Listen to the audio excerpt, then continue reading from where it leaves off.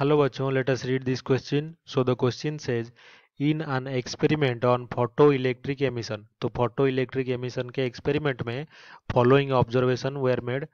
तो observation क्या है? Wavelength of the incident light is equals to 1.98 into 10 to the power minus 7 metre. तो wavelength हमें incident light का observation में 1.98 into 10 to the power minus 7 metre मिला. Stopping potential भी कितना मिला? 2.5 वोल्ट. तो हमें फाइंड क्या करना है? Threshold frequency, work function and energy of photo electrons with maximum speed. तो ये थ्री हमें फाइंड आउट करना है. हमें गिवन क्या है? इलेक्ट्रॉन का चार्ज गिवन है, प्लैंक्स कांस्टेंट का वैल्यू गिवन है और वेलोसिटी ऑफ लाइट c भी गिवन है. तो इस क्वेश्चन को सॉल्व करने के लिए हमारा जो की कॉन्सेप्ट होगा वो जान लेते हैं. क्या है? तो की कॉन्सेप्ट क्या है? जो फोटो इलेक्ट्रिक इक्वेशन है वो हमें पता होना चाहिए. Photo electric equation. तो फोटो इलेक्ट्रिक इक्वेशन क्या है? जो एनर्जी ऑफ इंसिडेंट लाइट होता है is equals to work function of the metal plus kinetic energy maximum of the ejected electron. तो ये है हमारा इक्वेशन 1. तो हम इसी को यूज करने वाले हैं. तो हमें क्वेश्चन में गिवन क्या है वो लिख लेते हैं. तो गिवन वेवलेंथ जो इंसिडेंट लाइट का लैम्डा लेते हैं उसको is equals to 1.98 into 10 to the power minus 7 metre. Stopping potential यानी कि V naught is equals to 2.5 volt. हमें ये पता है कि जो काइनेटिक एनर्जी मैक्सिमम होता है इलेक्ट्रॉन का वो इज इक्वल्स टू E यानी कि इलेक्ट्रॉन का चार्ज इंटू V नॉट यानी कि स्टॉपिंग पोटेंशियल होता है. तो ये हमारा इक्वेशन 2 है. तो अभी जो एनर्जी होगा इलेक्ट्रॉन्स का विथ मैक्सिमम स्पीड यानी कि kinetic energy maximum will be 2.5 electron volt. तो ये हमें पहला जो आंसर है ये मिल गया कि काइनेटिक एनर्जी जो मैक्सिमम पॉसिबल है इलेक्ट्रॉन का वो कितना होगा. तो अभी हमें वर्क फंक्शन भी फाइंड आउट करना है. तो work function W is equals to कितना होगा?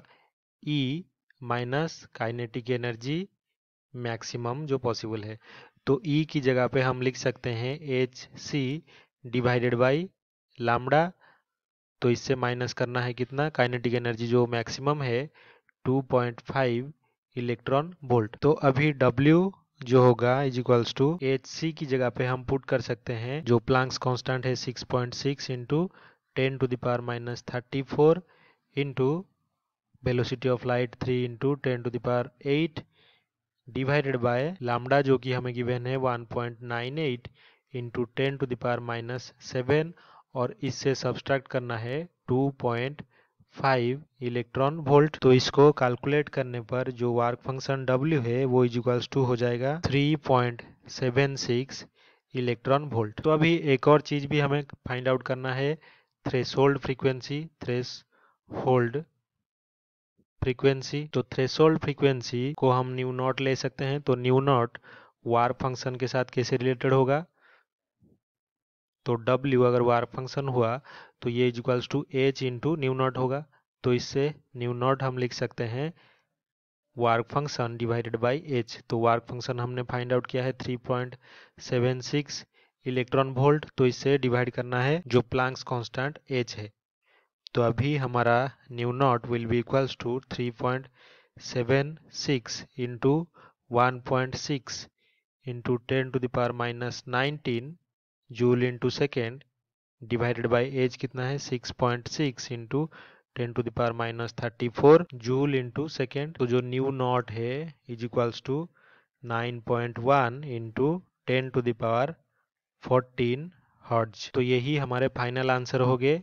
थ्रेशोल्ड फ्रीक्वेंसी होगा 9.1 into 10 to the power 14 hertz और जो वर्क फंक्शन है वो 3.76 इलेक्ट्रॉन वोल्ट और जो काइनेटिक एनर्जी मैक्सिमम वो होगा 2.5 electron volt. I hope you have understood this well. Best of luck.